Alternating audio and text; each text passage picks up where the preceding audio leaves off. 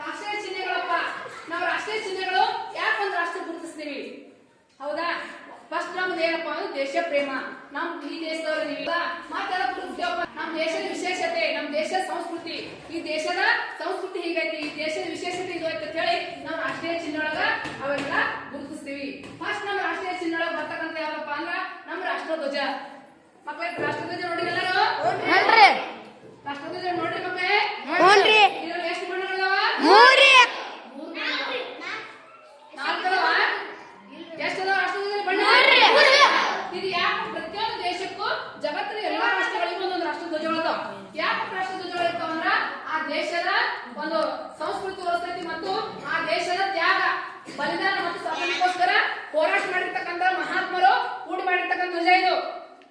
ನಮ್ಮ ದೇಶದ ಸ್ವಾತಂತ್ರ್ಯ ನಾಯಕರು ಮಾಡಿರ್ತಕ್ಕಂಥ ಧ್ವಜ ಇದು, ತ್ರಿವರ್ಣ ಧ್ವಜ. ಒಗ್ಗಟ್ಟು ಮತ್ತು ನಿಷ್ಠೆಯ ಪ್ರತೀಕ ಕೂಡ ಆಗೈತಿ. ಗೊತ್ತಾಯ್ತಾ? ಯಾವ್ದ್ರ ಪ್ರತೀಕ ಇದು? ಒಗ್ಗಟ್ಟು, ನಿಷ್ಠೆ, ದೇಶ ಅಂದ್ರ ರಾಷ್ಟ್ರಧ್ವಜ ಆಗೈತಿ. ಗೊತ್ತಾಯ್ತು ಮಕ್ಕಳೇ? ರಾಷ್ಟ್ರಧ್ವಜ ಯಾಕೆ ಪ್ರತಿಯೊಂದು ದೇಶಕ್ಕೂ ಜಗತ್ತಿನ ಎಲ್ಲಾ ರಾಷ್ಟ್ರಧ್ವಜವನ್ನು ಆಚರಣೆ, ರಾಷ್ಟ್ರಧ್ವಜವನ್ನು ಪ್ರತಿ ದೇಶಕ್ಕೂ ಐತಿ. ಅದೇ ರೀತಿಯಾಗಿ ನಮ್ಮ ದೇಶಕ್ಕೂ ತ್ರಿವರ್ಣ ಧ್ವಜ ಐತಿ, 3 ಬಣ್ಣಗಳಿಂದ ಕೂಡಿರ್ತಕ್ಕಂಥ ಧ್ವಜ ಐತಿ. ಮಧ್ಯದಲ್ಲಿ ಏನೈತಿ ಮಕ್ಕಳೇ? ಅಶೋಕ ಚಕ್ರ.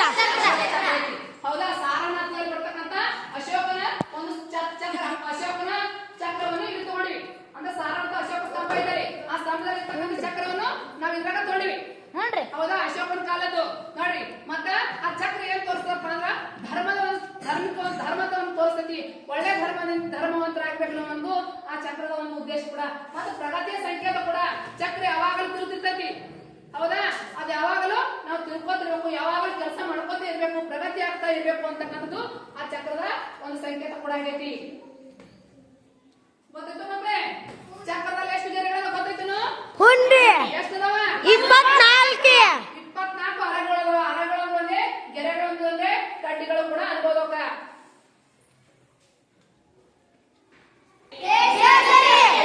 ಮೇಲ್ಗಡೆ ಯಾವ ಬಣ್ಣ ಐತಿ? ಕೇಸರಿ ಬಣ್ಣ. ಏನ್ ತೋರಿಸ್ತೈತಿ ನಮ್ಗ?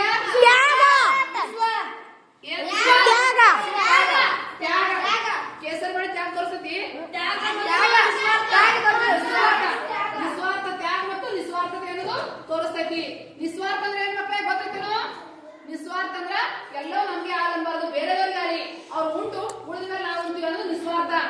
ಸನ್ಯಾಸಿಗಳು ಇರ್ತಾರ ನೋಡ್ರಿ, ಅವರು ತಮ್ಮ ಸಂಬಂಧ ಉಳಿಯಾರ ಎಲ್ಲರಿಗೋಸ್ಕರ ಇರ್ಲಿ ಅಂತಂತಾರಲ್ಲ, ಅದಕ್ಕೆ ನಿಸ್ವಾರ್ಥ ಅಂತಾರ. ನಮಗಾಗಬಾರ್ದು, ಬೇರೆದವ್ರಿಗಾಗಲಿ ಅನ್ನೋದು ನಿಸ್ವಾರ್ಥ. ಸ್ವಾರ್ಥ, ನಿಸ್ವಾರ್ಥ. ಗೊತ್ತಾಯ್ತಾ? ಸ್ವಾರ್ಥ ಅಂದ್ರೆ ಎಲ್ಲ ನನಗೆ ಆಗಲಿ, ನಿಸ್ವಾರ್ಥ ಅದು ನನ್ ಬಿಟ್ಟು ಎಲ್ಲರಿಗಾಗ್ಲೂ ನನಗಾಗಲಿ ಅಂತಕ್ಕಂಥ ನಿಸ್ವಾರ್ಥ. ನಿಸ್ವಾರ್ಥ ಒಂದು ಸಂಕೇತ ಕೊಡಿಸ್ತೈತಿ. ತ್ಯಾಗ ಮತ್ತು ನಿಸ್ವಾರ್ಥ ಸಂಕೇತ ಆಗೈತಿ. ಬಿಳಿ ಬಣ್ಣ ಮಧ್ಯದಲ್ಲಿ ಯಾವ ಬಣ್ಣ ಐತಿ? ಬಿಳಿ ಬಣ್ಣ ಆಗೈತಿ. ಕೆಳಗೆ ಯಾವ ಬಣ್ಣ ಐತಿ? ಹಸಿರು ಬಣ್ಣ ತೋರಿಸ್ತೈತಿ. ಸಮೃದ್ಧಿ ಮತ್ತು ಸಸ್ಯ ಶ್ಯಾಮಲೆ ಸಂಕೇತ. ಸಸ್ಯ ಎಲ್ಲಾ ಸಸ್ಯಗಳು ಹಸಿರಾಗಿರ್ತಾವ.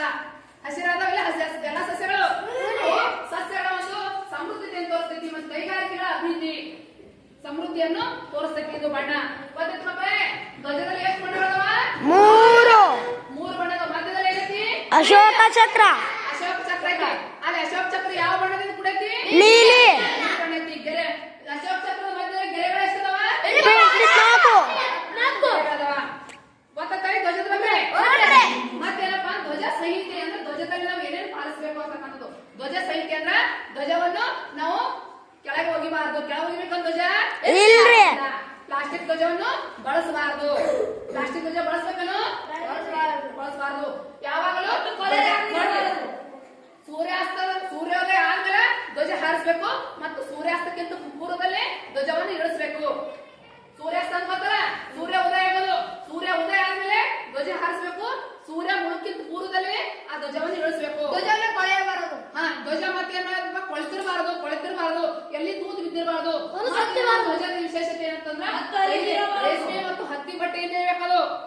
ಧ್ವಜ ರೇಷ್ಮೆ ಬಟ್ಟೆ ಅಥವಾ ಹತ್ತಿ ಬಟ್ಟೆಯಿಂದ ಕೈಲಿ ನೇಯ್ದಿರ್ತಕ್ಕಂಥ ಬಟ್ಟೆಯಿಂದ ತಯಾರು ಮಾಡಬೇಕು ಧ್ವಜ. ಅದನ್ನು ಮಾತ್ರ ಬಳಸಬೇಕು ಅಂತ ಹೇಳ್ತಾರ. ನಾವು ಧ್ವಜ ನೋಡ್ರಿ, ಹತ್ತಿ ಬಟ್ಟೆಯಿಂದ ಮಾಡಿರ್ತಕ್ಕಂಥ ಧ್ವಜವನ್ನು ಹಾರಿಸ್ತೀವಿ. ಹಾರಿಸ್ತೀವಿಲ್ಲ ಆ ಧ್ವಜಕ್ಕಿಂತ ಯಾವ ಧ್ವಜಗಳು ಎತ್ತರವಾಗಿರಬಾರದು. ನಮ್ಮ ರಾಷ್ಟ್ರ ಧ್ವಜಕ್ಕಿಂತ ಬೇರೆ ಯಾವ ಧ್ವಜನೂ ಕೂಡ ಎತ್ತರವಾಗಿ ಹಾರಿಸಬಾರದು. ಕೆಲವು ಸಂದರ್ಭದಲ್ಲಿ ಅರ್ಧ ಹಾರಿಸ್ತಾರೆ. ಯಾವಪ್ಪ ಶೋಕಾಚರಣೆ ಸಂದರ್ಭದಲ್ಲಿ ಒಳ್ಳೆ ನಾಯಕರು ರಾಷ್ಟ್ರ ನಾಯಕರು ತಿಳ್ಕೊಂಡಾಗದು ಅವ್ರ ಶೋಕವನ್ನ ಆಚರಣೆ ಸಂದರ್ಭದಲ್ಲಿ ಅರ್ಧ ಹಾರಿಸ್ತಾರೆ ಧ್ವಜವನ್ನು. ಗೊತ್ತಾಯ್ತಾ? ಮತ್ತಪ್ಪ ಧ್ವಜ ಹೆಂಗ್ ಅನುಪಾತ ಬೇಕಂದ್ರ ಇದು 3:2 ಆಗಿರ್ಬೇಕು. ಹಿಂಗ್ 3 ಇರ್ಬೇಕು, ಹಿಂಗ್ 2 ಅನುಪಾತದಲ್ಲಿ ಇರ್ಬೇಕು. ಎಷ್ಟು ಅನುಪಾತದಲ್ಲಿ ಧ್ವಜ? 3:2. ಎಷ್ಟಿರ್ಬೇಕು? ಧ್ವಜ ತಯಾರು ಮಾಡಬೇಕು. 3:2 ಆಕಾರದಲ್ಲಿ ಧ್ವಜವನ್ನು ತಯಾರು ಮಾಡಿರ್ತಾರ. ಒಂದು ಹಿಂಗ್ ಉದ್ದ ಹಿಂಗ್ ಹೆಚ್ಚ ಹಿಂಗ್ ಕಡಿಮೆ ಇರಲ್ಲ. 3:2 ಈ ಧ್ವಜವನ್ನು ತಯಾರು ಮಾಡಬೇಕು. ಗೊತ್ತಾಯ್ತಾ ಮಕ್ಕಳು ಧ್ವಜ ಬಗ್ಗೆ? ಗೊತ್ತಾಯ್ತು? ಧ್ವಜ ನಮ್ಮ ಸ್ವತಂತ್ರ ಪೂರ್ವಕ್ಕಿತ್ತು. ಸ್ವತಂತ್ರ ನಮ್ಮ ದೇಶ ಯಾವ ಸ್ವತಂತ್ರ ಸಿಕ್ತು ಹೇಳ್ರಿ? 1947 ಆ ಸಂದರ್ಭದಲ್ಲಿ ಈ ಧ್ವಜವನ್ನು ಅದಕ್ಕಿಂತ ಪೂರ್ವದಲ್ಲಿ ಹಾರಿಸಿದ ತ್ರಿವರ್ಣ ಧ್ವಜ. ಅದು 1929 ಕಾಂಗ್ರೆಸ್ ಅಧಿವೇಶನದಾಗ ಅವಾಗ ಸ್ವಾಮಿ ವಿವೇಕಾನಂದ ಜವಾಹರ್ಲಾಲ್ ನೆಹರು ಅವರು ಕಾಂಗ್ರೆಸ್ ಅಧ್ಯಕ್ಷರಾಗಿದ್ರು. ಆ ಸಂದರ್ಭದಲ್ಲಿ ತ್ರಿವರ್ಣ ಧ್ವಜವನ್ನು ಲಾಹೋರ್ ಅಧಿವೇಶನದಲ್ಲಿ ಹಾರಿಸಿರ್ತಕ್ಕಂಥದ್ದು. ತ್ರಿವರ್ಣ ಧ್ವಜವನ್ನು ಅಲ್ಲಿ ಕೂಡ ಹಾರಿಸ್ಯಾರ. ಗೊತ್ತಾಯ್ತಾ ಮಕ್ಕಳೇ? ಅದಕ್ಕಿಂತ ಪೂರ್ವದಲ್ಲಿ ಕೂಡ ಬರ್ತೈತಿ ಧ್ವಜದು. ಆಮೇಲೆ ಒಂದೇ ಮಾತು ಎರಡನೇದಾಗಿ ಬರ್ತಕ್ಕಂಥ ಎರಡನೇ ರಾಷ್ಟ್ರೀಯ ಚಿಹ್ನೆ ಯಾವುದು ಮಕ್ಕಳೇ? ಒಂದನೇ ರಾಷ್ಟ್ರೀಯ ಚಿಹ್ನೆ ಯಾವುದು? ರಾಷ್ಟ್ರ ಧ್ವಜ. ಎರಡನೇದು ರಾಷ್ಟ್ರ ಲಾಂಛನ. ಇದು ಏನಿದೆ ನಮ್ಮ ದೇಶದ್ದು? ರಾಷ್ಟ್ರ ಲಾಂಛನ. ನೋಡಿ ರಾಷ್ಟ್ರ ಲಾಂಛನ ಇದು ಎಲ್ಲಿ ತೋಡಿಯಪ್ಪ? ಇನ್ನೊಂದು ಅಶೋಕದಿಂದ ಸಾರನಾಥ ಅಶೋಕ ಸ್ತಂಭದಿಂದ ತೋಡಿರ್ತಕ್ಕಂಥ ಇದನ್ನು ಕೂಡ ಹೌದಾ? ಸಾರನಾಥ ಅಶೋಕ ಸ್ತಂಭದಿಂದ ತೋಡಿರ್ತಕ್ಕಂಥದ್ದು. ಅಶೋಕ ಎಂತ ಚಕ್ರವರ್ತಿ ಇದ್ದ? ಒಂದೇ ಒಂದು ಯುದ್ಧ ಮಾಡಿದ ಮಕ್ಕಳನ್ನ ಕಳಿಂಗ ಯುದ್ಧ ಅಂತಕ್ಕಂಥದ್ದು. ಜಗತ್ತಿನಲ್ಲೇ ಅತಿ ಶ್ರೇಷ್ಠ ಸಾಮ್ರಾಟ ಯಾರಪ್ಪ ಅಂದ್ರೆ ಅಶೋಕ ಸಾಮ್ರಾಟ. ನೋಡಿ ಕ್ರಿಸ್ತ ಶಕ ಪೂರ್ವದಲ್ಲಿ ಬರ್ತಾನೆ ಅಶೋಕ ಸಾಮ್ರಾಟ. ಕಳಿಂಗ ಯುದ್ಧ ಮಾಡಿ ಅವನ ಮನ ಪೂರ್ತಿ ಪರಿವರ್ತನೆ ಆಯ್ತು. ಅವ್ ಎಷ್ಟೋ ಜನ ಸೋದರನ್ನು ಕೊಂದು ಅಧಿಕಾರಕ್ಕೆ ಬಂದಿದ್ದ. ಯಾರು? ಅಶೋಕ ಚಕ್ರವರ್ತಿ. ಅವ ಏನೋ ವಾಕ್ಯ ಹೇಳ್ದ ಅಂದ್ರ ಪ್ರಜೆಗಳೆಲ್ಲರೂ ನನ್ನ ಮಕ್ಕಳಿದ್ದಂತೆ ಹೇಳ್ತಿದ್ದ. ಅವನ ವಾಕ್ಯ ಏನಿತ್ತಪ್ಪ ಅಂದ್ರ ಪ್ರಜೆಗಳೆಲ್ಲ ನನ್ನ ಮಕ್ಕಳು. ಎಲ್ಲ ಎಷ್ಟು ಮಂದಿ ಅಂದ್ರ ಎಲ್ಲರೂ ನನ್ನ ಮಕ್ಕಳು ಹಂಗ ಹೇಳ್ತಕ್ಕಂಥ ಸಾಮ್ರಾಟ ಇತಿಹಾಸದಾಗ ಯಾರಪ್ಪ ಅಂದ್ರ ಒಬ್ಬನೇ ಒಬ್ಬಂದ್ರ ಅಶೋಕ ಚಕ್ರವರ್ತಿ. ಗೊತ್ತಾಯ್ತಾ ಮಕ್ಕಳು? ಅಟ್ಟ ಶ್ರೇಷ್ಠವಾದ ಸಾಮ್ರಾಟ. ಒಂದೇ ಯುದ್ಧದಿಂದ ಅವನ ಮನ ಪೂರ್ತಿ ಪರಿವರ್ತನೆ ಆಗಿರ್ತಕ್ಕಂಥದ್ದು ಕಳಿಂಗ ಯುದ್ಧದಿಂದ. ಅಂತ ಒಳ್ಳೆ ಸಾಮ್ರಾಟ ಅನ್ಸ್ಕೊಂಡಿರ್ತಕ್ಕಂಥ ಯಾರಪ್ಪ ಅಂದ್ರ ಅಶೋಕ ಚಕ್ರವರ್ತಿ. ಅವನ ಸಾರನಾಥ ಸ್ತಂಭದಿಂದ ಏನ್ ನೋಡಿಯಪ್ಪ ಅಂದ್ರೆ ಇದು ರಾಷ್ಟ್ರ ಲಾಂಛನವನ್ನು ಕೂಡ ನಮ್ಮ ದೇಶದ ಲಾಂಛನವಾಗಿ ತಗೊಂಡಿವಿ. ಇದು ಎಷ್ಟು ಮುಖ ಸಿಂಹ ಇಲ್ಲಿ? ಎಷ್ಟು ಸಿಂಹಗಳು? 4 ಮುಖ ಸಿಂಹ. ಇದು ಕೆಳಗೆ ಚಕ್ರ ಐತಿ. ಮತ್ತೆ ಇದು 4 ಮುಖದ ಸಿಂಹ ಹೆಂಗಿತ್ತಪ್ಪ ಅಂದ್ರೆ ಕೆಳಗ ಆಸನ ಮೇಲೆ ರೌಂಡ್ ಆಗಿರ್ತಕ್ಕಂಥ ಆಸನ ಮೇಲೆ ಇರ್ತೈತಿ. ರೌಂಡ್ ಐತಿಲ್ಲ ಆಸನ, ಗೋಲಾಕಾರ ಆಸನ ಕೆಳಗ ಏನಪ್ಪಾ ಅಂದ್ರೆ ಚಕ್ರ ಒಳದ. ಜೊತೆಗೆ ಏನಪ್ಪಾ ಅಂದ್ರೆ ಗೂಳಿ, ಕುದುರೆ ಮತ್ತೆ ಇನ್ನಿಷ್ಟು ಪ್ರಾಣಿಗಳ ಹೆಸರುಗಳದ. ಆನೆ, ಕುದುರೆ, ಸಿಂಹ.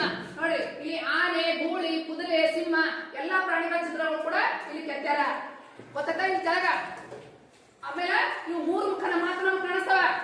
ಒಂದ್ ಮುಖ ಹಿಂದೈತಿ ಹೌದಾ? 3 ಮುಖ ಸಿಂಹ ಕೆಳಗಿಲ್ಲ, 4 ಮುಖ ಐತಿ. ಇದಕ್ಕ ಸಿಂಹ ಯಾಕೆ ಕೊಂಡ್ರಪ್ಪ ಅಂದ್ರ ಸಿಂಹ ಶಕ್ತಿಶಾಲಿ ಮತ್ತು ಧೈರ್ಯಶಾಲಿ ಪ್ರಾಣಿ ಅಂತೇಳಿ ಅದು 4 ಮುಖದ ಸಿಂಹ. ಶಾಸನವಾಗಿ ಅಶೋಕನ ಬಂಧಿಸ್ತ ಸ್ತಂಭದಲ್ಲಿ ಅದನ್ನು ನಮ್ಮ ರಾಷ್ಟ್ರ ಲಾಂಛನವಾಗಿ ಮಾಡಿದೀವಿ. ಗೊತ್ತಾಯ್ತು ಮಕ್ಕಳ? ಇದ್ರ ಕೆಳಗ ಆಮೇಲೆ ಈ ಕೆಳಗೆ ಏನಂತಪ್ಪ ಅಂದ್ರೆ ಸತ್ಯಮೇವ ಜಯತೆ ಅಂತಕ್ಕಂಥದ್ದು ಮಂಡುಕ್ ಉಪನಿಷತ್ತಿನ ವಾಕ್ಯ ಕೂಡ ಐತಿ. ಅಂದ್ರ ಸತ್ಯ ಒಂದೇ ಗೆಲ್ಲುತ್ತದೆ. ಇದ್ರ ಅರ್ಥ ಸತ್ಯ ಯಾವಾಗಲೂ ಗೆಲ್ತೈತಿ. ಹೌದಾ? ಸತ್ಯಕ್ಕ ಕೊನೆ ಒಂದಿನ ಜಯ ಸಿಗ್ತೈತಿ ಅಂತಕ್ಕಂಥದ್ದು ಮಂಡುಕ್ ಉಪನಿಷತ್. 108 ಉಪನಿಷತ್ಗಳು ಬರ್ತಾವ. ಅದರಲ್ಲಿ ಮಂಡುಕ್ ಉಪನಿಷತ್ ಕೂಡ ಒಂದು. ಗೊತ್ತಾಯ್ತಾ ಮಕ್ಕಳೇ? ಕೆಳಗೆ ಏನ್ ಬರ್ತಾರ? ಸತ್ಯಮೇವ ಜಯತೆ. ಕೆಳಗೆ ಏನ್ ಬರ್ತೈತಿ? ಮಂಡುಕ್ ಉಪನಿಷತ್ನಲ್ಲಿ ಸತ್ಯಮೇವ ಜಯತೆ ಅಂತಕ್ಕಂಥದ್ದು ಐತಿ. ಗೊತ್ತಾಯ್ತಾ ಮಕ್ಕಳ? ರಾಷ್ಟ್ರ ಲಾಂಛನ ಬಗ್ಗೆ ಯಾವಾಗ ನಮ್ಮ ರಾಷ್ಟ್ರ ಲಾಂಛನ? 4 ಮುಖದ ಸಿಂಹ. ಎಲ್ಲಿಂದ ತಗೊಂಡ್ರಿದು?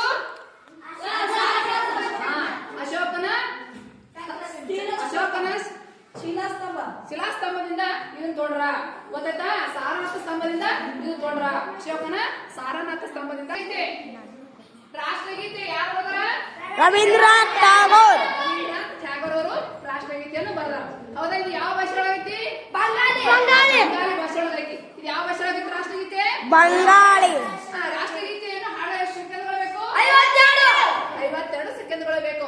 ಕೆಲವೊಂದು ಸಂದರ್ಭದಲ್ಲಿ ಏನ್ ಮಾಡ್ತಾರಪ್ಪ ಅಂದ್ರ 20 ಸೆಕೆಂಡ್ ಅಲ್ಲಿ ಅದನ್ನ 1ನೇ ಸ್ತರ 2ನೇ ಸ್ತರ ಮುಗಿಸ್ತಾರ. ಯಾವ ಸಂದರ್ಭದಲ್ಲಿ ಹೇಳ್ತಾ ಹಾಡ್ತಾರ ಹೇಳಿ? 20 ಸೆಕೆಂಡ್ಗಳಲ್ಲಿ ಹಾಡ್ತಾರ. ಯಾವಾಗ ಸಂವಿಧಾನದಲ್ಲಿ ಸೇರಿಸ್ತಾರಪ್ಪ ಅಂದ್ರ 1950 ಜನವರಿ 24 ಕೊನೆಯ ಸಭೆಯಲ್ಲಿ. ಹೌದಾ? ಸಂವಿಧಾನ ರಚನೆ 3 ಸಭೆಗಳ ಪ್ರಮುಖವಾಗಿರ್ತಕ್ಕಂಥ ಕೊನೆ ಸಭೆಯಲ್ಲಿ ಇದನ್ನ ನಾವು ಏನ್ ಮಾಡಿದ್ರಪ್ಪ ಅಂದ್ರ ನಮ್ಮ ಸಂವಿಧಾನದಲ್ಲಿ ಅಳವಡಿಸಿದ್ರು. ಎಲ್ಲರೂ ಏನ್ ಮಾಡಿದ್ರಪ್ಪ ಅಂದ್ರೆ ರಾಷ್ಟ್ರಗೀತೆಗೆ ಒಂದೇ ಮಾತ್ರ ಕೂಡ ರಾಷ್ಟ್ರಗೀತೆ ಮಾಡ್ಬೇಕು ಅಂದ್ರೆ ಇದು ಎರಡರ ಬಗ್ಗೆ ಚರ್ಚೆ ಇತ್ತು. ಒಂದೇ ಮಾತ್ರ ಮಾಡ್ಬೇಕು ಏನ ಜನಗಣಮನ ಮಾಡ್ಬೇಕು ಅಂತ ಹೇಳಿ ಆ ಸಂದರ್ಭದಲ್ಲಿ ಕೆಲವು ನಾಯಕರು ಒಂದೇ ಮಾತ್ರಕ್ಕ ಅವಕಾಶ ಕೊಡದೇ ಇದ್ರಿಂದ ಜನಗಣಮನ ಅಧಿನಾಯಕತೆ ಅಂತಕ್ಕಂಥದ್ದು ನಮ್ಮ ರಾಷ್ಟ್ರಗೀತೆಯಾಗಿ ಇದನ್ನು ಸ್ವೀಕಾರ ಮಾಡಲಾಯಿತು. ಅದು 1950 ಜನವರಿ 24ನೇ ತಾರೀಕಿಗೆ. ಮತ್ತೆ ತಮ್ಮ ರಾಷ್ಟ್ರಗೀತೆ ಬಗ್ಗೆ ನಮ್ಮ ರಾಷ್ಟ್ರಗೀತೆ ಯಾವುದು? ಅದನ್ನು ಯಾರು ಎಷ್ಟು ಸೆಕೆಂಡ್ ಹಾಡಬೇಕು? ಇನ್ನೊಂದೇನಪ್ಪ ಅಂದ್ರೆ ರಾಷ್ಟ್ರಗೀತೆ ಹಾಡುವಾಗ ಶಿಸ್ತುವಾಗಿ ನೇರವಾಗಿ ನಿಲ್ಲಬೇಕು. ಹೌದಾ? ನೇರವಾಗಿ ನಿಂತು ಶಿಸ್ತಿನಿಂದ ಹಾಡುವನ್ನು ಹಾಡಬೇಕು. ಉಚ್ಚಾರ ತಪ್ಪಿಲ್ಲದಂತೆ ಹಾಡಬೇಕು. ನೋಡಿ, ನಾವು ಉಚ್ಚಾರ ತಪ್ಪು ಹಾಡಿದ್ರು ನಮ್ಮ ರಾಷ್ಟ್ರಗೀತೆ ಅಗೌರವ ತೋರ್ಸಂಗಾಗ್ತೈತಿ. ಅದಕ್ಕೆ ನಾವು ಯಾವಾಗ ಶಿಸ್ತಿನಿಂದ ಮತ್ತು ಉಚ್ಚಾರ ತಪ್ಪಾಗಲಾದಾಗ ಶಿಸ್ತಾಗಿ ನಿಂತು ನೇರವಾಗಿ ನಿಂತು ಹಾಡವನ್ನು ಹಾಡಬೇಕು. ಎಲ್ಲೇ ನಮ್ಮ ರಾಷ್ಟ್ರಗೀತೆ ಕೇಳಿಸಿದ್ರ ಅಲ್ಲೇ ನಿಂತಬೇಕು ಸ್ತಬ್ಧವಾಗಿ. ಗೊತ್ತಾಯ್ತಾ? ನಮ್ಮ ರಾಷ್ಟ್ರಗೀತೆ ಹಾಡ್ಕೋತಾ ನಾವು ನಿಂತಬೇಕು. ಗೊತ್ತಾಯ್ತಾ ಮಕ್ಕಳ ರಾಷ್ಟ್ರಗೀತೆ ಬಗ್ಗೆ? ಪ್ರತಿಯೊಂದು ದೇಶಕ್ಕೆ ಹೆಂಗ ಐತಲ್ಲ ಅದೇ ತರ ನಮ್ಮ ದೇಶಕ್ಕೂ ನಮ್ದೇ ಆದ ರಾಷ್ಟ್ರಗೀತೆ ಐತಿ. ಗೊತ್ತಾಯ್ತಾ ಮಕ್ಕಳೇ? ರಾಷ್ಟ್ರಸ್ತವ ಯಾವುದು? ಒಂದೇ ಮಾತರಂ. ರಾಷ್ಟ್ರಸ್ತವ ಯಾವುದು? ನೋಡಿ, ಇದು ಒಂದೇ ಮಾತರಂ. ಒಂದೇ ಮಾತರಂ ಅಂದ ತಕ್ಷಣ ನಾವೆಲ್ಲ ಒಂದೇ ಭಾರತದವರು ಅಂತಕ್ಕಂಥದ್ದು. ಸ್ವಾತಂತ್ರ್ಯ ಪೂರ್ವ ಬ್ರಿಟಿಷರ್ ವಿರುದ್ಧ ಹೋರಾಟ ಮಾಡ್ಬೇಕಾದ್ರೆ ಮಹಾನ್ ನಾಯಕರು ಏನ್ ಮಾಡ್ತಾರಪ್ಪ ಒಂದೇ ಮಾತರಂ ಅಂತಕ್ಕಂಥ ಗೀತೆಯನ್ನು ಹಾಡಿದ್ರು. ಒಂದೇ ಮಾತರಂ ಹಾಡೋದ್ರಿಂದ ಬ್ರಿಟಿಷರ್ ಬಹಳಷ್ಟು ಶಿಫ್ಟ್ ಮಾಡ್ತಿತ್ತು. ಅವ್ರನ್ನೆಲ್ಲ ಶಿಫ್ಟಿಗೆ ಮುಗಿಸೋದ ಪ್ರತಿಯೊಬ್ಬರು ಹೋರಾಟ ನಾವು ಸಾಯುವವರೆಗೆ ಒಂದೇ ಮಾತರಂ ಹಾಡ್ತೀವಿ ಅಂತ ಸೈನಿಕರು ಮತ್ತು ಹೋರಾಟಗಾರರು ಒಂದೇ ಮಾತರಂ ಹಾಡವನ್ನು ಹಾಡ್ತಿದ್ರು. ಇದನ್ನು ಬರೆದವರಪ್ಪ ಯಾರಂದ್ರ ಬಂಕಿಂ ಚಂದ್ರ ಚಕ್ರವರ್ತಿ ಅಥವಾ ಬಂಕಿಂ ಚಂದ್ರ ಚಟ್ಟೋಪಾಧ್ಯಾಯ ಕೂಡ ಅಂತಾರೆ. ಅವರಿಗೆ ಚಟ್ಟೋಪಾಧ್ಯಾಯ ಒಂದೇ, ಚಟರ್ಜಿ ಅಂದ್ರೆ ಒಂದೇ ಅವರೇ. ಹೌದಾ? ಅವ್ರು ಏನ್ ಮಾಡಿದ್ರಪ್ಪ ಆನಂದ ಅಂತಕ್ಕಂಥ ಕಾದಂಬರಿಯೊಳಗ ಈ ಒಂದು ಗೀತೆಯನ್ನು ಹೇಳ್ಯಾರ. ರಾಷ್ಟ್ರೋತ್ಸವ ಪ್ರಾರಂಭದಲ್ಲಿ ಇದನ್ನೇ ರಾಷ್ಟ್ರಗೀತೆಯಾಗಿ ಮಾಡಬೇಕು ಅಂತೇಳಿ ಬಹಳಷ್ಟು ಚರ್ಚೆ ಕೂಡ ಆಯ್ತು. ಆದ್ರ ಇದು ರಾಷ್ಟ್ರಗೀತೆಯಾಗಿ ಇದನ್ನು ಮಾಡಿಲ್ಲ. ರಾಷ್ಟ್ರೋತ್ಸವ ಅಂತಕ್ಕಂಥದ್ದು ಹಾಡವನ್ನು ಮಾಡೋದಕ್ಕ ಆದ್ರೆ ಪ್ರಾರಂಭದಲ್ಲಿ ಏನ್ ಮಾಡ್ತಾರಪ್ಪ ಅಂದ್ರೆ ಪ್ರತಿಯೊಂದು ಪ್ರಾರ್ಥನಾ ಗೀತೆಯಾಗಿ ಇದನ್ನು ಹಾಡ್ತಿದ್ರು. ಜನಗಣಮನ ಮಂಗಳಾರತಿಯಾಗಿ ಹಾಡ್ತಿದ್ರು. ಹೌದಾ? ಪ್ರಾರ್ಥನಾ ಗೀತೆಯಾಗಿ ಒಂದೇ ಮಾತ್ರ ಅಂತಕ್ಕಂಥ ಗೀತೆಯನ್ನು ಹಾಡ್ತಿದ್ರು. ಇದು ಕೂಡ ನಮ್ಮ ದೇಶದ ಎಲ್ಲ ಸಂಸ್ಕೃತಿ ಮತ್ತು ಆಚಾರ ವಿಚಾರವನ್ನು ಕೂಡ ತೋರಿಸ್ತೈತಿ ಈ ರಾಷ್ಟ್ರೋತ್ಸವ ಹಾಡು. ಗೊತ್ತಾಯ್ತಾ ಮಕ್ಕಳೇ? ನಮ್ಮ ರಾಷ್ಟ್ರೋತ್ಸವ ಯಾವುದು? ವಂದೇ ಮಾತರಂ. ಅದು ಬರೆದವರು ಬಂಕಿಂ ಚಂದ್ರ ಚಟರ್ಜಿ. ಅವರು ಕೂಡ ಒಳ್ಳೆ ಸ್ವಾತಂತ್ರ್ಯ ಹೋರಾಟಗಾರರು. ಬಂಕಿಂ ಚಂದ್ರ ಚಟರ್ಜಿ ಅವರು ಕೂಡ ಸ್ವಾತಂತ್ರ್ಯ ಹೋರಾಟಗಾರರಾಗಿದ್ರು. ಎಲ್ಲರೂ ಈ ಕಡೆ ನೋಡಿ, ನಮ್ಮ ರಾಷ್ಟ್ರೀಯ ಪ್ರಾಣಿ ಯಾವ್ದಪ್ಪ? ಹುಲಿ. ಹೆಂಗ್ ಕಾಣಿಸ್ತೈತಿ ನಮ್ಗ? ದಷ್ಟ ಪುಷ್ಟ ಆಗೈತಿ, ಬಲಿಷ್ಠ ಮೈಕಟ್ಟು ಹೊಂದೈತಿ. ಬಲಿಷ್ಠ ಮೈಕಟ್ಟು ಐತಿ ಹುಲಿಗೆ. ಇದನ್ನು ನಮ್ಮ ರಾಷ್ಟ್ರೀಯ ಪ್ರಾಣಿಯಾಗಿ ಸ್ವೀಕಾರ ಮಾಡಿವಿ. ನಮ್ಮ ರಾಷ್ಟ್ರೀಯ ಪ್ರಾಣಿ ಯಾವುದು? ಹುಲಿ. ನಮ್ಮ ರಾಷ್ಟ್ರೀಯ ಪಕ್ಷಿ ನವಿಲು. ನಮ್ಮ ರಾಷ್ಟ್ರೀಯ ಪಕ್ಷಿ ಯಾವುದು? ನೋಡಿ, ನವಿಲು ಎಷ್ಟು ಚಂದ ಕಾಣಿಸ್ತೈತಿ ನಮ್ಮ ಕುಣಿ ಮುಂದೆ, ಎಷ್ಟು ಸುಂದರ ಕಾಣಿಸ್ತೈತಿ. ಹೌದಾ? ಇದರ ತಲೆ ಮೇಲೆ ತುರಾಯಿಗಳದವ. ಮತ್ತೆ ಇದಕ್ಕ ಈ ಮೈ ಮೇಲೆ ಬಣ್ಣ ಹೆಂಗದಪ್ಪ ಅಂದ್ರೆ ಕೆಂಪು ಮತ್ತು ಹಳದಿ ಮಿಶ್ರಿತವಾದ ನವಿಲು ಗರಿಗಳದಾವ. ಅದಕ್ಕ ಕೆಂಪು ಮತ್ತು ಹಳದಿ ಮಿಶ್ರಿನ ಕೂಡಿರ್ತಕ್ಕಂಥ ಗರಿಗಳು ಕೂಡ ಅದಾವ. ನವಿಲು ಬಹಳ ಸುಂದರವಾಗಿ ಮನೋಹರವಾಗಿ ಕಾಣಿಸ್ತೈತಿ. ಇದು ನಮ್ಮ ರಾಷ್ಟ್ರೀಯ ಪಕ್ಷಿ. ನಮ್ಮ ರಾಷ್ಟ್ರೀಯ ಪಕ್ಷಿ ಯಾವುದು? ನವಿಲು. ನಮ್ಮ ರಾಷ್ಟ್ರೀಯ ಪ್ರಾಣಿ ಹುಲಿ. ನಮ್ಮ ರಾಷ್ಟ್ರೀಯ ಹೂ ಕಮಲ. ತಾವರೆ ಅಥವಾ ಕಮಲ. ನೋಡತ್ತಿರ್ಬೇಕಂದ್ರೆ ರಾಷ್ಟ್ರೀಯ ಹೂ ಅತಿ ಸುಂದರವಾದ ಹೂಗಳಲ್ಲಿ ಇದು ಕೂಡ ಒಂದು. ಇದು ನಮ್ಮ ರಾಷ್ಟ್ರೀಯ ಹೂವನ್ನು ನಮ್ಮ ರಾಷ್ಟ್ರೀಯ ಹೂವಾಗಿ ಸ್ವೀಕಾರ ಮಾಡಿವಿ. ಕಮಲ ಹೂವನ್ನು ಕಮಲ ಅಥವಾ ತಾವರೆ ಕೂಡ ಅಂತೀವಿ. ಹಬ್ಬಗಳು ನಮ್ಮ ರಾಷ್ಟ್ರೀಯ ಹಬ್ಬಗಳು, ನಾಡ ಹಬ್ಬಗಳು ರಾಷ್ಟ್ರೀಯ ಹಬ್ಬಗಳು ಅಂತೀವಿ. ನಾವು ಮನೆಯೊಳಗೆ ಆಚರಣೆ ಮಾಡೋದು ನಮ್ಮ ನಾಡ ಹಬ್ಬಗಳು. ನಮ್ಮ ದೇಶದಲ್ಲಿ ಎಲ್ಲಾ ಜನರು ಆಚರಣೆ ಮಾಡೋದು ಅವ್ರ ರಾಷ್ಟ್ರೀಯ ಹಬ್ಬಗಳು. ಹೌದಾ? ನಮ್ಮ ರಾಷ್ಟ್ರೀಯ ಹಬ್ಬಗಳು ಪ್ರಮುಖವಾದ ರಾಷ್ಟ್ರೀಯ ಹಬ್ಬಗಳು ಯಾವಪ್ಪ ಅಂದ್ರ ಸ್ವಾತಂತ್ರ್ಯ ದಿನಾಚರಣೆ ಜನವರಿ 26 ಹೇಳಿ, ಆಗಸ್ಟ್ 15 ಜನವರಿ 26 ನವೆಂಬರ್ 1 ಕರ್ನಾಟಕ ರಾಜ್ಯೋತ್ಸವ, ಮತ್ತೆ ಗಾಂಧಿ ಜಯಂತಿ, ಮತ್ತೆ ಅಂಬೇಡ್ಕರ್ ಜಯಂತಿ, ಮತ್ತ ಶಿಕ್ಷಕರ ದಿನಾಚರಣೆ. ಇವು ಕೂಡ ದಿನಾಚರಣೆ. ಇವೆಲ್ಲ ನಮ್ಮ ರಾಷ್ಟ್ರೀಯ ಹಬ್ಬಗಳು. ಅದರ ಪ್ರಮುಖವಾಗಿರ್ತಕ್ಕಂಥ ರಾಷ್ಟ್ರೀಯ ಹಬ್ಬ ಯಾವ್ದಪ್ಪ ಅಂದ್ರ ಆಗಸ್ಟ್ 15. ಹೌದಾ? ನಮ್ಮ ದೇಶವನ್ನು ಯಾರು ಆಳ್ತಿರು ಮಕ್ಕಳೇ? ಬ್ರಿಟಿಷರ ವಿರುದ್ಧ ಬಹಳಷ್ಟು ಮಹಾತ್ಮರು ತಮ್ಮ ರಕ್ತವನ್ನೇ ಕೊಟ್ರ, ತಮ್ಮ ಪ್ರಾಣವನ್ನೇ ಕೊಟ್ಟರು. ಹೌದಾ? ನಮ್ಮ ದೇಶಕ್ಕೋಸ್ಕರ ತಮ್ಮ ಪ್ರಾಣವನ್ನೇ ಕೊಟ್ಟು ನಮ್ಮ ದೇಶವನ್ನು 1947 ಆಗಸ್ಟ್ 15ರಂದು ನಮ್ಮ ದೇಶವನ್ನು ಬ್ರಿಟಿಷರು ಬಿಟ್ಟು ಹೋದ್ರು. ಬ್ರಿಟಿಷರು ನಮ್ಮ ದೇಶಕ್ಕೆ ಯಾಕೆ ಬಂದಿದ್ರು?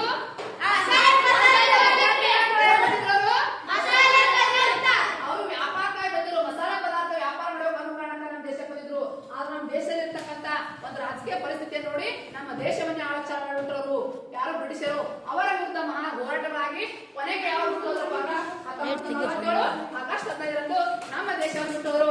ಕೇಳಿ ಹೌದಾ? ನೋಡಿ ಮತ್ತೇನೈತಪ್ಪ ಅವತ್ತು ದಿವಸ ಏನ್ ಮಾಡ್ತಾರಪ್ಪ ಅಂದ್ರ ನಾವು ದೇಶ ತುಂಬಾ ಎಲ್ಲ ಈ ಸ್ವಾತಂತ್ರ್ಯ ದಿನಾಚರಣೆ ಆಚರಣೆ ಮಾಡ್ತೀವಿ. ಪ್ರತಿಯೊಂದು ಶಾಲೆಯಲ್ಲಿ, ಪ್ರತಿಯೊಂದು ಊರಲ್ಲಿ, ಪ್ರತಿಯೊಂದು ಕ್ಷೇತ್ರದಲ್ಲಿ, ಸಾರ್ವಜನಿಕ ಪ್ರತಿ ಕ್ಷೇತ್ರದಲ್ಲಿ ನಾವ್ ಏನ್ ಮಾಡ್ತೀವಪ್ಪ ಅಂದ್ರ ಆಗಸ್ಟ್ 15ನ್ನು ಸ್ವಾತಂತ್ರ್ಯ ದಿನಾಚರಣೆ ಆಚರಣೆ ಮಾಡ್ತೀವಿ. ಈ ಸಂದರ್ಭದಲ್ಲಿ ಕೆಂಪುಕೋಟೆ ಮೇಲೆ, ದೆಹಲಿ ಕೆಂಪುಕೋಟೆ ಮೇಲೆ, ಕೆಂಪುಕೋಟೆ ಹತ್ರ ಏನ್ ಮಾಡ್ತಾರಪ್ಪ ಅಂದ್ರ ನಮ್ಮ ದೇಶದ ಪ್ರಧಾನಮಂತ್ರಿಗಳು ಭಾಷಣ ಮಾಡ್ತಾರ. ದೇಶವನ್ನು ಉದ್ದೇಶಿಸಿ ಈ ಸಂದರ್ಭದಲ್ಲಿ ಭಾಷಣ ಮಾಡ್ತಾರ. ಪೆರೇಡ್ಗಳು ಕೂಡ ನಡೀತಾವ. ಪೆರೇಡ್ಗಳು ಅಂದ್ರ ಸೈನಿಕರು ಪೆರೇಡ್ಗಳನ್ನು ಮಾಡ್ತಾರ. ಪೆರೇಡ್ಗಳು ಸೈನಿಕರು ಮತ್ತು NCC ಅಂತ ಹೊಡಿತಾರ ನೋಡಿ, NCC ಅಂತ ಬರ್ತೈತಿ, ಅವರೆಲ್ಲ ಈ ಪೆರೇಡ್ಗಳನ್ನು ಮಾಡ್ತಾರ. ಮತ್ತೆ ಜನವರಿ 26 ಎರಡನೇ ರಾಷ್ಟ್ರೀಯ ಹಬ್ಬ ಯಾವುದು? ಜನವರಿ 26ಕ್ಕೆ ಯಾವ ದಿನ ಕರಿತೀವಿ ನಾವು? ಗಣರಾಜ್ಯೋತ್ಸವ ಅಂತ ಕರಿತೀವಿ. ಗಣರಾಜ್ಯೋತ್ಸವ ಎಷ್ಟು ಜಾರಿ ಬಂತು? 1950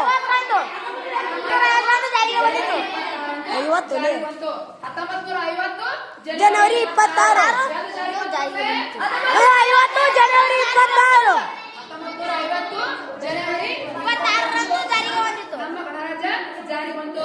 ನೋಡಿ ಈ ಸಂದರ್ಭದಲ್ಲಿ ಪೆರೇಡ್ಗಳು ಮಾಡ್ತಾರ. ಗಣರಾಜ್ಯ ದಿವಸ ಕೂಡ ಪೆರೇಡ್ಗಳು ಮಾಡ್ತಾರ. ಮತ್ತು ಬೇರೆ ಬೇರೆ ರಾಜ್ಯದಿಂದ ಎಲ್ಲರೂ ತಮ್ಮ ತಮ್ಮ ಸಂಸ್ಕೃತಿ, ತಾವು ಮಾಡಿರ್ತಕ್ಕಂತ ತಮ್ಮ ರಾಜ್ಯದಲ್ಲಿ ಯಾವ ಪ್ರಮುಖ ಇರ್ತಕ್ಕಂತ ನಾಟಕಗಳು, ಸಂಸ್ಕೃತಿ ಮತ್ತ ಅವರ ಡಾನ್ಸ್ಗಳು ಎಲ್ಲ ಕೂಡ ಮಾಡ್ತಾರ. ಇದು ಕೂಡ ದೆಹಲಿ ಕೆಂಪುಕೋಟೆ ಒಳಗ ಏನ್ ಮಾಡ್ತಾರ? ವೈಭವದಿಂದ ವಿಜೃಂಭಣೆಯಿಂದ ಈ ಗಣರಾಜ್ಯೋತ್ಸವ ಆಚರಣೆ ಮಾಡ್ತಾರ. ಪ್ರತಿ ಶಾಲೆಯಲ್ಲಿ, ಪ್ರತಿ ಊರಲ್ಲಿ ಇದು ಗಣರಾಜ್ಯೋತ್ಸವ ನಾವು ಆಚರಣೆ ಮಾಡ್ತೀವಿ. ಗೊತ್ತಾಯ್ತು ಮಕ್ಕಳೇ? ಗಣರಾಜ್ಯೋತ್ಸವ ಏನಾಯ್ತಪ್ಪ ಅಂದ್ರ ನಮ್ಮ ಸಂವಿಧಾನ ಜಾರಿ ಬಂತು. ಹೌದಾ? ನಮ್ಮ ಸಂವಿಧಾನ ರಚನೆ ಮೂಲ ಕಾರಣ ಆಗಿರ್ತಕ್ಕಂಥ ಯಾರು? ಡಾಕ್ಟರ್ BR ಅಂಬೇಡ್ಕರ್ ಅವರು ಕೂಡ ಈ ಸಂದರ್ಭದಲ್ಲಿ ನಾವೆಲ್ಲರೂ ಅವ್ರು ಪೂಜೆ ಮಾಡ್ತೀವಿ ಮತ್ತು ಅವರನ್ನು ನೆನೆಸ್ಕೊತೀವಿ. ನಮ್ಮ ಸಂವಿಧಾನಕ ರಚನೆ ಮಾಡಕ ಎಷ್ಟು ಮಹಾತ್ಮರು ಪ್ರಯತ್ನ ಮಾಡಿದ್ರು, ಮತ್ತೆ ಎಲ್ಲಾ ದೇಶದ ಸಂವಿಧಾನವನ್ನು ಅಧ್ಯಯನ ಮಾಡಿದ್ರು. ಹೌದಾ? ಡಾಕ್ಟರ್ ಬಾಬು ರಾಜೇಂದ್ರ ಪ್ರಸಾದ್ ಅವರು ಈ ಸಂವಿಧಾನ ಸಭೆಯ ಅಧ್ಯಕ್ಷರಾಗಿದ್ರು. ಡಾಕ್ಟರ್ BR ಅಂಬೇಡ್ಕರ್ ಅವರು ಕರಡು ಸಮಿತಿ ಅಧ್ಯಕ್ಷರಾಗಿ ಎಲ್ಲಾ ದೇಶದ ಸಂವಿಧಾನವನ್ನು ಅಧ್ಯಯನ ಮಾಡಿ ನಮ್ಮ ದೇಶಕ್ಕೆ ಯಾವ ಸೂಕ್ತ ಸಂವಿಧಾನ ಅಂತ ಸಂವಿಧಾನವನ್ನು ಜಾರಿ ತಂದ್ರು. ಯಾವಪ್ಪ ಅಂದ್ರ 1950 ಜನವರಿ 26ರಂದು. ಅದಕ್ಕೆ ಗಣರಾಜ್ಯ ದಿನಾಚರಣೆ ಅಂತ ಕರಿತೀವಿ. ಮತ್ತೆ ತಮ್ಮ ಗಣರಾಜ್ಯ ದಿನಾಚರಣೆ ಎಂದ ಆಚರಣೆ ಮಾಡ್ತೀವಿ? ಗಣರಾಜ್ಯ ದಿನಾಚರಣೆ 1950 ಗಾಂಧೀಜಿ. ಹೌದಾ? ಗಾಂಧೀಜಿ ಜಯಂತಿ ಅಂತ ಮಾಡ್ತೀವಿ ನಾವು. ಗಾಂಧಿ ಜಯಂತಿ ಅಂತ ಆಚರಣೆ ಮಾಡ್ತೀವಿ ಅಕ್ಟೋಬರ್ 2ನೇ ತಾರೀಕಿಗೆ ಏನ್ ಮಾಡ್ತೀವಿ? ಗಾಂಧಿ ಜಯಂತಿಯನ್ನು ಆಚರಣೆ ಮಾಡ್ತೀವಿ. ಗಾಂಧೀಜಿ ಮುಖಾಂತರ ನಮ್ಮ ದೇಶಕ್ಕೆ ಸ್ವಾತಂತ್ರ್ಯವನ್ನು ದೊರಕಿಸಿಕೊಟ್ಟಿರ್ತಕ್ಕಂಥವ್ರು. ಅವ್ರ ಪ್ರಮುಖವಾದ ಸ್ಥಾನ ಐತಿ ನಮ್ಮ ಹೋರಾಟದಲ್ಲಿ, ಸ್ವಾತಂತ್ರ್ಯ ಹೋರಾಟದಲ್ಲಿ ಅವ್ರಿಗೆ ಬಹಳಷ್ಟು ಪ್ರಮುಖವಾದ ಸ್ಥಾನ ಐತಿ. ಅವ್ರ ಪೂರ್ಣ ಹೆಸರು ಮೋಹನ್ ದಾಸ್ ಕರಮ್ಚಂದ್ ಗಾಂಧಿ. ಮೋಹನ್ ದಾಸ್ ಕರಮ್ಚಂದ್ ಗಾಂಧಿ. ಮಹಾತ್ಮ ಗಾಂಧಿ ಅವರ ಪೂರ್ಣ ಹೆಸರೇನು? ಅವ್ರಿಗೆ ಶಾರ್ಟ್ ಕಟ್ ಆಗಿ ಮಹಾತ್ಮ ಅಂತ ಕರೀತಾರೆ. ಅವ್ರು ಒಳ್ಳೆಯ ಒಂದು ಅವ್ರ ಸಾಧನೆಗಳನ್ನ ನೋಡಿ ಮಹಾತ್ಮ ಅಂತ ಹೇಳಿ ಬಿರುದನ್ನು ಕೊಟ್ಟವರಿಗೆ. ಅವ್ರ ಜಯಂತಿಯನ್ನು ಅಕ್ಟೋಬರ್ 2ರಂದು ನಮ್ಮ ಗಾಂಧಿ ಜಯಂತಿ ಅಂತ ಹೇಳಿ ಆಚರಣೆ ಮಾಡ್ತೀವಿ.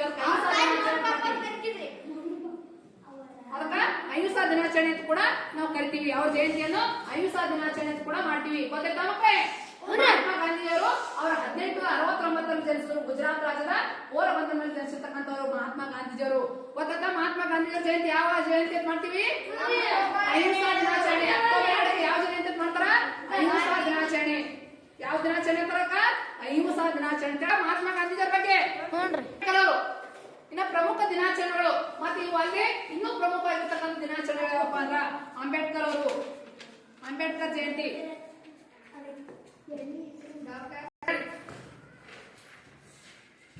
ಇವರು ಯಾರು?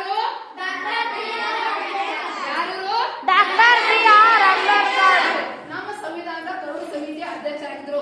ಎಲ್ಲಾ ದೇಶ ಜಗತ್ತಿನ ಬೇರೆ ಬೇರೆ ದೇಶ ಸಂವಿಧಾನ ರಚನೆ ಮಾಡಿದಾಗ ಅದರ ಪ್ರಮುಖ ನಾಯಕತ್ವ ವಹಿಸಿದವರು ಯಾರಪ್ಪ ಅಂದ್ರ ಅಂಬೇಡ್ಕರ್ ಅವರು. ಮತ್ತೆ ಮಕ್ಕಳೇ ನೋಡಿ ಒಂದು ನಾಯಕತ್ವದಲ್ಲಿ ನಮ್ಮ ಸಂವಿಧಾನ ಜಾರಿ ಬಂತು. ಮತ್ತೆ ಇವರು ಕರಡು ಸಮಿತಿಯ ಅಧ್ಯಕ್ಷರಾಗಿದ್ರು. ಇವ್ರು ಎಷ್ಟು ಜನಿಸಿದ್ರಪ್ಪ ಅಂದ್ರ 1891ರಲ್ಲಿ ಜನಿಸಿದ್ರು. ಅಂಬೇಡ್ಕರ್ ಅವರು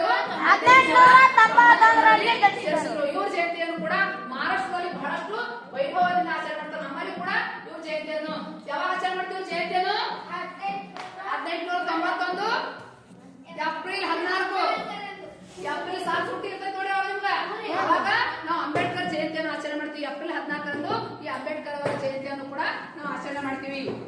ಪಂಡಿತ್ ಜವಾಹರ್ಲಾಲ್ ನೆಹರು ಅವರ ಜಯಂತಿಯನ್ನು ಯಾವ ಜಯಂತಿ ಅಂತ ಮಾಡ್ತೀವಿ ನಾವು? ಜವಾಹರ್ಲಾಲ್ ನೆಹರು ಅವರ ಜಯಂತಿ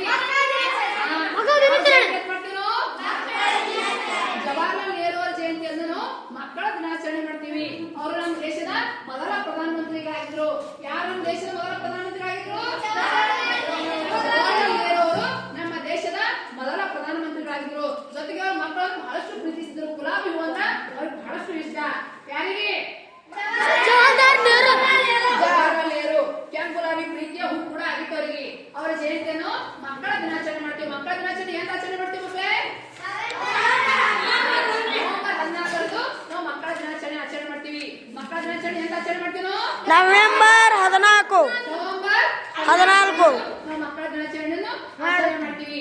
ಏನ್ ಮಾಡ್ತೀವಿ ಮಕ್ಕಳ ದಿನಾಚರಣೆ? ನವೆಂಬರ್ 14 14. ಇನ್ನ ಸ್ವಾಮಿ ವಿವೇಕಾನಂದ ನೋಡಿ ಸರ್ವಪಲ್ಲಿ ಜಯಂತಿಯನ್ನು ಶಿಕ್ಷಕರ ದಿನಾಚರಣೆ ಅಂತ ಮಾಡ್ತೀವಿ. ಅಲ್ಲಿ ರಾಧಾಕೃಷ್ಣ ಜಯಂತಿಯನ್ನು ಶಿಕ್ಷಕರ ದಿನಾಚರಣೆ ಅಂತ ಆಚರಣೆ ಮಾಡ್ತೀವಿ. ಯಾವ ಜಯಂತಿ ಅಂತ ಆಚರಣೆ ಮಾಡ್ತೀವಿ? ಶಿಕ್ಷಕರ ದಿನ. ಸೆಪ್ಟೆಂಬರ್ 5 ಶಿಕ್ಷಕರ ದಿನಾಚರಣೆ ಎಂದು ಆಚರಣೆ ಮಾಡ್ತೀವಿ? ಸೆಪ್ಟೆಂಬರ್ 5 ಸೆಪ್ಟೆಂಬರ್ 5 ಎಷ್ಟು ಜನಿಸಿರಪ್ಪ ಅವರು ಅಂದ್ರ 1888 ಜನಿಸಿರ್ತಕ್ಕಂಥವ್ರು ಯಾರು ಸರ್ವಪಲ್ಲಿ ರಾಧಾಕೃಷ್ಣ ಅವರು. ಅವರ ಜಯಂತಿಯನ್ನು ಶಿಕ್ಷಕರ ದಿನಾಚರಣೆ ಅಂತ ಮಾಡ್ತೀವಿ. ಅವರು ಬಹಳಷ್ಟು ಪಾಂಡಿತ್ಯ ಹೊಂದಿದ್ರು. ಅವರಲ್ಲಿ ಅಗಾಧವಾದ ಜ್ಞಾನ ಇತ್ತು. ಯಾರ ಹತ್ರ? ಸರ್ವಪಲ್ಲಿ ರಾಧಾಕೃಷ್ಣನವರ. ತತ್ವಜ್ಞಾನದಲ್ಲಿ ಬಹಳಷ್ಟು ಸಾಧನೆಯನ್ನು ಮಾಡಿರ್ತಕ್ಕಂಥ ಯಾರಪ್ಪ ಅಂದ್ರ ರಾಧಾಕೃಷ್ಣನವರು. ತತ್ವ ಕ್ಷೇತ್ರದಲ್ಲಿ ಬಹಳಷ್ಟು ಸಾಧನೆಯನ್ನು ಮಾಡಿರ್ತಕ್ಕಂಥವ್ರು ಯಾರಪ್ಪ ಅಂದ್ರ ಅವರು ಸರ್ವಪಲ್ಲಿ ರಾಧಾಕೃಷ್ಣ. ಅವರು ಶಿಕ್ಷಕ ಒಳ್ಳೆ ಶ್ರೇಷ್ಠ ಶಿಕ್ಷಕರು ಕೂಡ ಆಗಿದ್ರು. ಯಾರು? ಸರ್ವಪಲ್ಲಿ ರಾಧಾಕೃಷ್ಣ. ಸರ್ವಪಲ್ಲಿ ರಾಧಾಕೃಷ್ಣ ಜಯಂತಿ ಯಾವ ದಿನ ಮಾಡ್ತೀವಿ? ಶಿಕ್ಷಕರ ದಿನಾಚರಣೆ ಎಂದು ಆಚರಣೆ ಮಾಡ್ತೀವಿ? Radhakrishna September 5 September 5. ಹೌದಾ? ಮತ್ತೆ ತಮ್ಮ ಸರ್ವಪಲ್ಲಿ ರಾಧಾಕೃಷ್ಣನ ಬಗ್ಗೆ ನೋಡಿ, ನಮ್ಮ ದೇಶ ಕಂಡ ಅತ್ಯಂತ ಶ್ರೇಷ್ಠ ಸನ್ಯಾಸಿಗಳಲ್ಲಿ ಸ್ವಾಮಿ ವಿವೇಕಾನಂದರಿಗೆ ಮೊದಲನೇ ಸ್ಥಾನ ಐತಿ. ನೋಡಿ ಮಕ್ಕಳ ಕೇಳಿ, ಸ್ವಾಮಿ ವಿವೇಕಾನಂದರು ನಮ್ಮ ದೇಶದ ಸರ್ವಶ್ರೇಷ್ಠ ಸನ್ಯಾಸಿಗಳಲ್ಲಿ ಇವರು ಒಬ್ರು ಅಗ್ರಗಣ್ಯರು. ಯಾರು? ಸ್ವಾಮಿ ವಿವೇಕಾನಂದ. ನೋಡಿ ಸ್ವಾಮಿ ವಿವೇಕಾನಂದರು 1863 ಜನಿಸಿದ್ರು. ಹೌದಾ?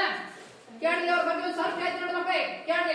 ಸ್ವಾಮಿ ವಿವೇಕಾನಂದರು ನೋಡಿ ವಿಶ್ವಧರ್ಮ ಸಮ್ಮೇಳನ ಭಾರತದಲ್ಲಿ ಅಸಂಸ್ಕೃತಿಯನ್ನು ಕೂಡಿರ್ತಕ್ಕಂಥ ಜನರ ಭಾರತೀಯರು ಅಂಧಶ್ರದ್ಧೆಯಿಂದ ಒಳಗಾಗಿರತಕ್ಕಂಥ ವಿಚಾರವನ್ನು ಅವರು ಜಗತ್ತಿಗೆ ಭಾರತದ ಅಂತ ಧರ್ಮ ಐತಿ ಅಂತಕ್ಕಂಥ ಜಗತ್ತಿಗೆ ತೋರಿಸಿರ್ತಕ್ಕಂಥವ್ರು ಯಾರಪ್ಪ ಅಂದ್ರ ಸ್ವಾಮಿ ವಿವೇಕಾನಂದ. ಚಿಕಾಗೋ ವಿಶ್ವಧರ್ಮ ಸಮ್ಮೇಳನದಲ್ಲಿ ಭಾಗವಹಿಸಿ ಭಾರತೀಯ ಒಂದು ಸಂಸ್ಕೃತಿಯನ್ನು ತೋರಿಸಿರ್ತಕ್ಕಂಥವ್ರು ಸ್ವಾಮಿ ವಿವೇಕಾನಂದರು. ಅಲ್ಲಿ ಸಹೋದರ ಸಹೋದರಿ ಅಂದ ತಕ್ಷಣ ಎಲ್ಲ ಇಡೀ ಜಗತ್ತಿನ ಎಲ್ಲಾ ಜನರು ಅವ್ರು ಸಹೋದರ ಸಹೋದರಿ ಅಂದಿರ್ತಕ್ಕಂಥ ಸ್ವಾಮಿ ವಿವೇಕಾನಂದರು. ನೋಡಿ ಅಂತ ಸ್ವಾಮಿ ವಿವೇಕಾನಂದ ಜಯಂತಿಯಲ್ಲಿ ಏನ್ ಮಾಡ್ತೀವಪ್ಪ ಅಂದ್ರೆ ಯುವ ದಿನ ಅಂತ ಆಚರಣೆ ಮಾಡ್ತೀವಿ. ಯಾವ ದಿನ ಮಾಡ್ತೀವಿ? ಯುವ ದಿನ ಅಂತ ಆಚರಣೆ ಮಾಡ್ತೀವಿ. ಸ್ವಾಮಿ ವಿವೇಕಾನಂದ ಏನ್ ಮಾಡಿದ್ರಪ್ಪ ಅಂದ್ರ ಅಂಧಶ್ರದ್ಧೆ ಅಂತ ಮೂಢನಂಬಿಕೆಯನ್ನು ಜನರು ಕೂಡಿದ್ರು. ಆ ಮೂಢನಂಬಿಕೆಯನ್ನು ಹೊರಬರಬೇಕು. ಅಂಧಶ್ರದ್ಧೆ ರೋಗಿಗಳು, ಅನಾಥರು, ಬಡವರಿಗೆ ಏನ್ ಮಾಡಬೇಕಪ್ಪ ನಾವು ಸಹಾಯ ಮಾಡುದು ಮತ್ತೆ ಅವರ ಸೇವೆ ಮಾಡಿದ್ರೆ ದೇವರ ಸೇವೆ ಮಾಡ್ದಂಗ ಅಂತ ಹೇಳ್ತಿರು. ಹೇಳಿರ್ತಕ್ಕಂಥ ಮಹಾತ್ಮರು ಯಾರಪ್ಪ ಅಂದ್ರ ಅವರು ಸ್ವಾಮಿ ವಿವೇಕಾನಂದರು. ರಾಮಕೃಷ್ಣ ಮಿಷನ್ ಅಂತಕ್ಕಂಥ ಸಂಸ್ಥೆಯನ್ನು ಪ್ರಾರಂಭ ಮಾಡಿದವರು ಯಾರಪ್ಪ ಅಂದ್ರ ಸ್ವಾಮಿ ವಿವೇಕಾನಂದರು. ಬಡವರ ಸೇವೆ ದೇವರ ಸೇವೆ ಅಂತಕ್ಕಂಥ ಹೇಳಿರ್ತಕ್ಕಂಥವ್ರು ಯಾರಪ್ಪ ಅಂದ್ರ ಸ್ವಾಮಿ ವಿವೇಕಾನಂದರು. ಸ್ವಾಮಿ ವಿವೇಕಾನಂದ ಬಗ್ಗೆ ಸ್ವಾಮಿ ವಿವೇಕಾನಂದ ಗೊತ್ತಾಯ್ತು? ಸ್ವಾಮಿ ವಿವೇಕಾನಂದ ಜಯಂತಿಯನ್ನು ಯಾವ ದಿನ ಮಾಡ್ತೀವಿ ನಾವು? ಯುವ ದಿನ. ಯುವ ದಿನ ಅಂತೇಳಿ ಆಚರಣೆ ಮಾಡ್ತೀವಿ.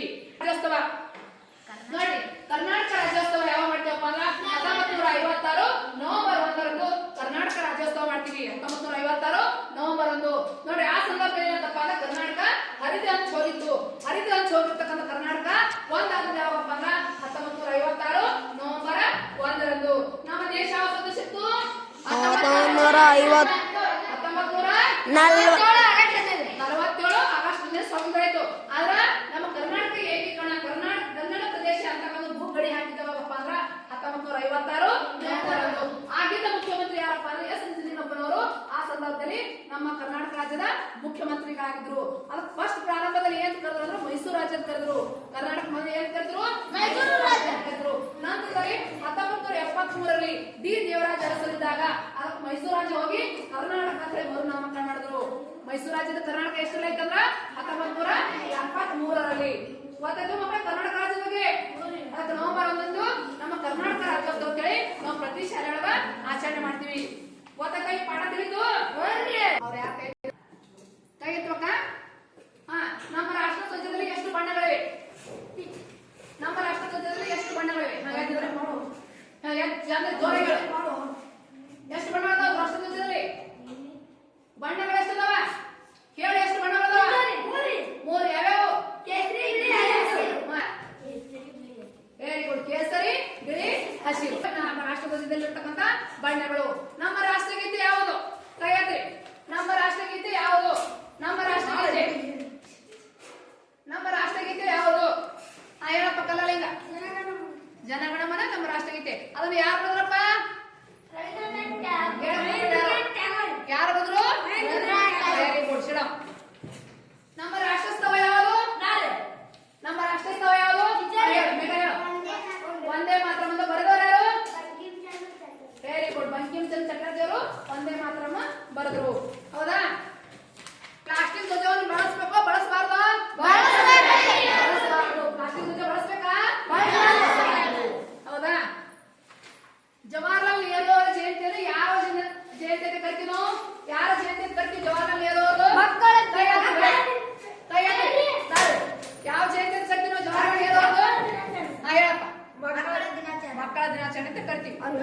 ಹೇಳು. ವಿನಾಯಕ ಎದ್ದಿದ್ರು. ಶಿಕ್ಷಕರ ದಿನಾಚರಣೆ ಯಾರ ಜಯಂತಿಗಾರಿ ಆಚರಣೆ ಮಾಡ್ತೀವಪ್ಪ? ಯಾರ ಜಯಂತಿಯನ್ನು ಶಿಕ್ಷಕರ ದಿನಾಚರಣೆ ಅಂತೀವಿ? ಹಾ, ವೆರಿ ಗುಡ್. ಯಾರ ಜಯಂತಿ ಮಾಡ್ತೀವೋ? ನೀ ಹೇಳ. ಹಾಕಿ ಬೆದ್ದಿದ್ರು. ಯುವ ದಿನ ಅಂತೇಳಿ ಯಾರ ಜಯಂತಿ ಆಚರಣೆ ಮಾಡ್ತಾರಪ್ಪ? ಯುವ ದಿನ. ಹಾ, ಯಾರ ದಿನ ಮಾಡ್ತೀನೋ?